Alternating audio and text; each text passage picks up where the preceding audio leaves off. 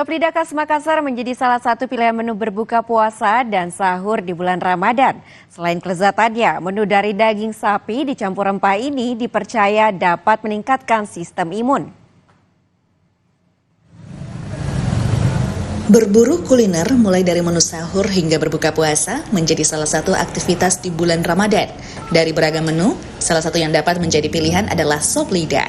Selain cita rasanya, perpaduan daging sapi dan juga rempah diyakini mampu meningkatkan sistem imun. Sop lidah biasanya dipadukan dengan nasi putih serta perkedel, telur, hingga kacang goreng.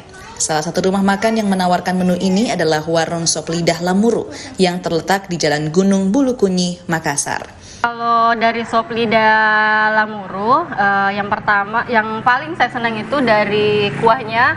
Kuahnya itu dia kayak ada ciri khas tersendiri. Dia kuahnya dia nggak kental, tapi kayak gimana ya pada saat kita makan dia nggak enak di tenggorokan. Gitu. Terus selain itu perkedelnya itu dia ada rasa tersendiri.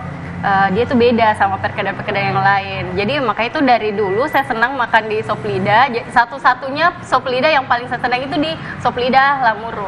Sejak 8 tahun yang lalu, awalnya saya kan karyawannya di sini. Setelah itu mungkin bos tidak sanggup lanjut ya saya lanjut. Orang yang biasa datang ke sini tuh rata-rata dari mana? Dari daerah, ada dari Pindrang, Maros, Pare, dari Goa. Kadang juga ada dari Jakarta. Yang rata-rata mereka paling suka apanya? Supnya. Sup, itu diambil juga ini perkadelnya.